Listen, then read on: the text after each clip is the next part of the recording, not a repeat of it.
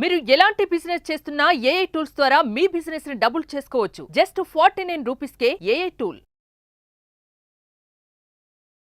నమస్తే, welcome to Suman TV. ప్రస్తుతం మనతో పాటు ఉన్నారు ఆ mother, entrepreneur, gynaecologist, philanthropist and author doctor Shilpi Reddy గారు. మేడంతో మాట్లాడదాం. నమస్తే మ్యామ్. నమస్కారం మేడం, మ్యారేజ్ కి ముందే సెక్స్ అంటే పెళ్లికి ముందే శారీరక సంబంధం పెట్టుకోవడం అనేది ఎంతవరకు కరెక్ట్ అంటారు? దానివల్ల ప్రయోజనాలు ఏంటి? సో బేసిక్ గా మ్యారేజ్ కి సెక్షువల్ యాక్టివిటీకి అస్సలు సంబంధం లేదు. ఎందుకంటే నేను ఇది ఎందుకు చెప్తున్నానంటే, ఒకప్పుడు మ్యారేజెస్ 14 ఇయర్స్ 15 ఇయర్స్ 16 ఇయర్స్కి అయ్యేవి కాబట్టి హార్మోన్స్ మంచిగా రష్లో ఉండే లోపే వాళ్ళు మ్యారేజెస్ అయిపోయేవి. దాని తర్వాత వాళ్ళు కమిటెడ్ రిలేషన్షిప్స్లో ఉండేవాళ్ళు.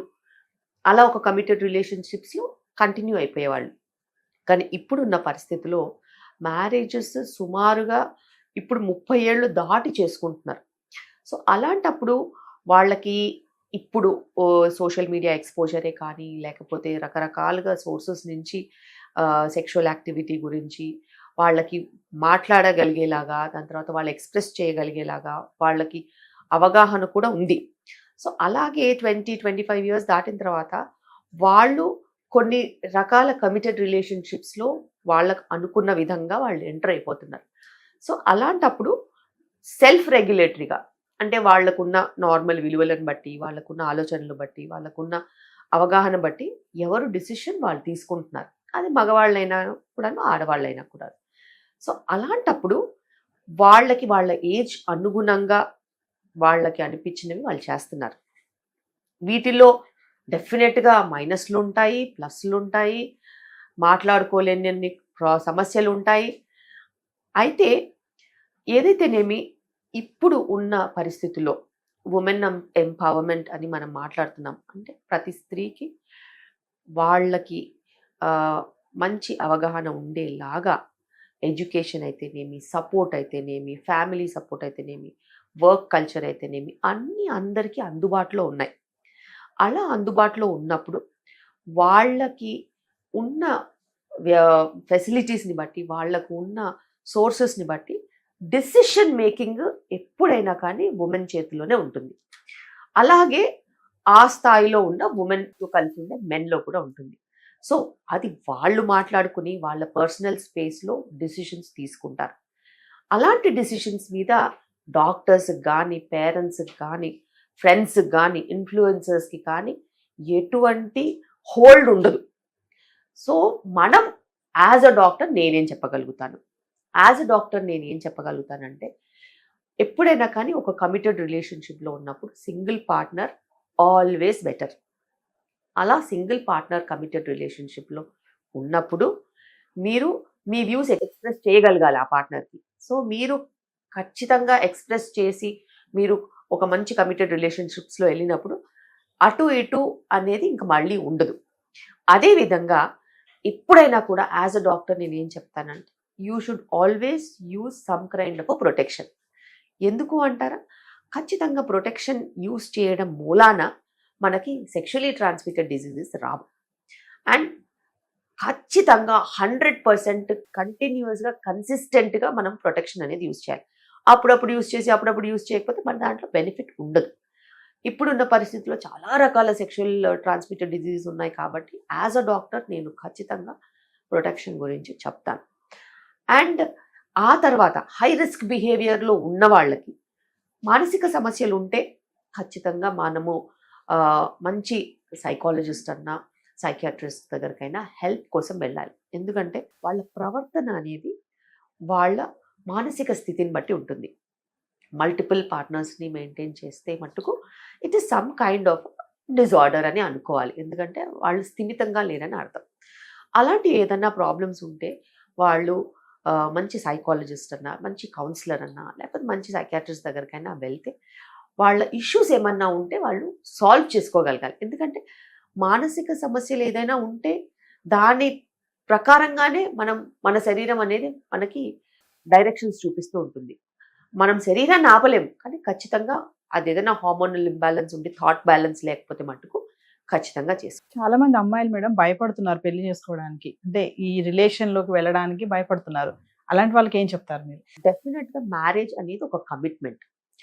ఆ కమిట్మెంట్ కి భయపడే వాళ్ళు మీరు మెయిన్ స్ట్రీమ్ లో ఆలోచించలేకపోతున్నారు. బట్ తరతరాలుగా వెన్ హ్యుమానిటీ ఎగ్జిస్ట్ అయినప్పటి నుంచి కూడాను ఒక మెయిన్ స్ట్రీమ్ అనేది ఉంటుంది. మెయిన్ స్ట్రీమ్లోనే 90% మంది ఉంటారు. ఏదో ఒక టైంకి మనము మెయిన్ స్ట్రీమ్లో పడాల్సిందే. ఎందుకంటే మెయిన్ స్ట్రీమ్లో వెళ్ళే వాళ్ళకి సొసైటీ యాక్సెప్టెన్స్ అయినా ఉంటుంది, లేకపోతే వాళ్ళకి దారి కరెక్ట్గా ఉంటుంది, వాళ్ళకి ప్రిడిక్టబుల్ రిజల్ట్స్ ఉంటాయి. అలాగే ఆ సొసైటీలో యాక్సెప్టెన్స్తో పాటు వాళ్ళకి ఈ సోషల్ సమస్యలు అనేవి రావు. మెయిన్ స్ట్రీమ్ కాకుండా కూడా సింగిల్ ఉమెన్ ఉంటారు, సింగిల్ మెన్ ఉంటారు. వాళ్ళకి అదే కరెక్ట్ అని అనిపిస్తుంది. సో వాళ్ళు కూడా వాళ్ళ ప్రకారంగా వాళ్ళు కరెక్ట్. ఎందుకంటే వాళ్ళకి అది ఫిక్స్డ్ ఆలోచన. ఫిక్స్డ్ ఆలోచన ఎలా వచ్చింది? వాళ్ళ ఏజ్ ప్రకారంగా వాళ్ళు ఆలోచించుకుని, వాళ్ళకు వచ్చిన అవగాహన ప్రకారంగా, వాళ్ళ మానసిక స్థితి ప్రకారంగా వాళ్ళు డిసిషన్ తీసుకున్నారు. సో అది కూడా వాళ్ళ సైడ్ నుంచి కరెక్ట్.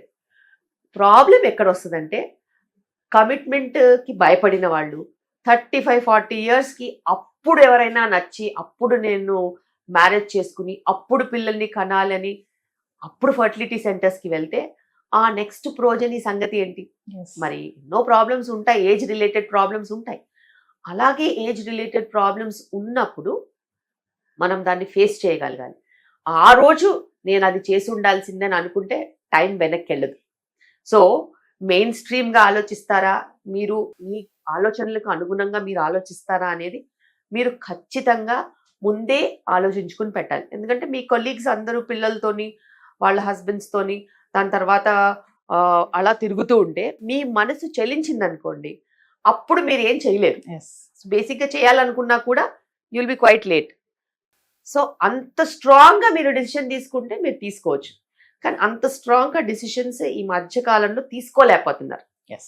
అందుకే వాళ్ళకి కూడా మనము ఎగ్ ఫ్రీజింగ్ అని ఇలాంటి కొన్ని ఆప్షన్స్ ఇస్తున్నాం.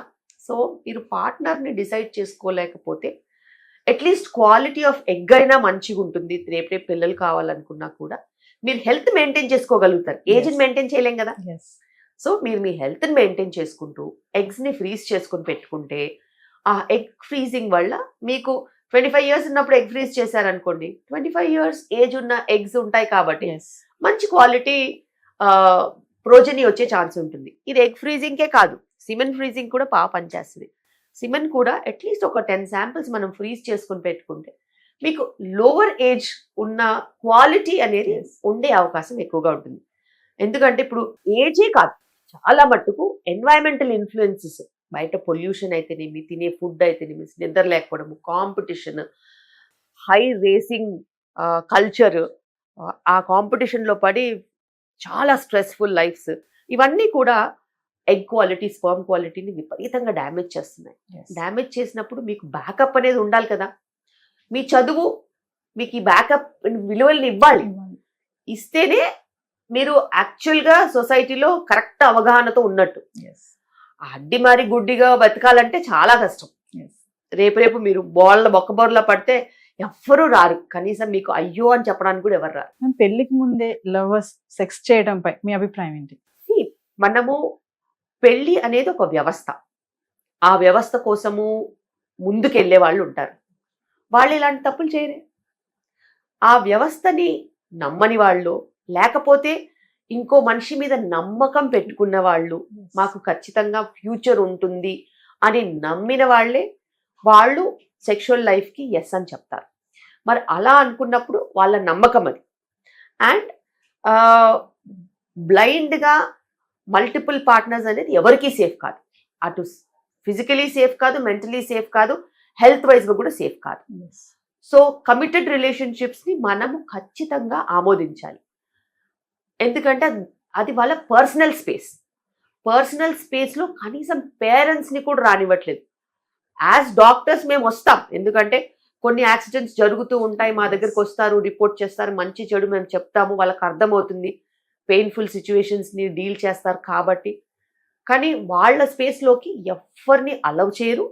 అలా అలౌ చేయనంత లెవెల్కి ఇప్పుడు సమాజం ఎదిగింది.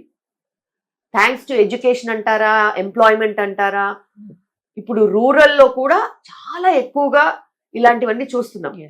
బికాస్ అందరికీ వాళ్ళ ఓన్ డెఫినెట్ చాయిసెస్ ఇంప్లిమెంట్ చేయాలనే డిసిషన్ మేకింగ్ వచ్చింది. చాలా మంది రిలేషన్ లో ఉంటారు హ్యాపీగా, బట్ సెక్స్ అనేటప్పటికి కొంచెం దూరం పెడతా ఉంటారు, వైఫ్ హస్బెండ్ కానీ హస్బెండ్ వైఫ్ నే కానీ. అలాంటి వాళ్ళకి మీరు ఏమైనా చెప్తారు సజెషన్ టిప్? బేసిక్గా ఎనీ రిలేషన్షిప్ ట్రస్ట్ ఫ్యాక్టర్ ఉంటుంది, కంఫర్ట్ ఫ్యాక్టర్ ఉంటుంది, అండ్ డైలీ వచ్చే ఒడుదుడుకులు ఉంటాయి. సో డైలీ వచ్చే ఒడుదుడుకులు కనుక ఎక్కువైనట్టు అయితే ఆ ట్రస్ట్ ఫ్యాక్టర్ బ్రేక్ అవుతుంది. బ్రేక్ అయినప్పుడు ఫిజికల్ ఇంటిమసీ ఫస్ట్ ఎఫెక్ట్ అవుతుంది. ఫిజికల్ ఇంటిమసీ ఎఫెక్ట్ అయినప్పుడు అది గ్యాప్ వస్తుంది. ఆ గ్యాప్ తోని ఇంకా ట్రస్ట్ ఫ్యాక్టర్ బ్రేక్ అవుతుంది, ఇంకా డిస్టెన్సెస్ పెరుగుతాయి. డిస్టెన్సెస్ పెరగడంతో ఇంకా గొడవలు ఎక్కువ అవుతాయి, ఇంకా ట్రస్ట్ ఫ్యాక్టర్ బ్రేక్ అవుతుంది. సో ఆ లూప్లో అందరూ పడతారు. అది ఒకరికి పడతారు, ఒకరికి పడరని అసలు ఏమీ లేదు. అందరూ ఆ లూప్లో ఖచ్చితంగా పడతారు. ఎవరు ఎంత తొందరగా బయటికి వస్తారు, ఎవరు ఎంత తొందరగా కమ్యూనికేట్ చేసుకుంటారు, ఎవరు ఎంత తొందరగా సాల్వ్ చేసుకుంటారు ప్రాబ్లమ్స్, ఎవరి పర్సనాలిటీలు కరెక్ట్ అవుతాయి, ఎవరి పర్సనాలిటీలు అడ్జస్ట్ అవుతాయి అనే దాన్ని బట్టే ముందుకెళ్తారు. Thank you ma'am.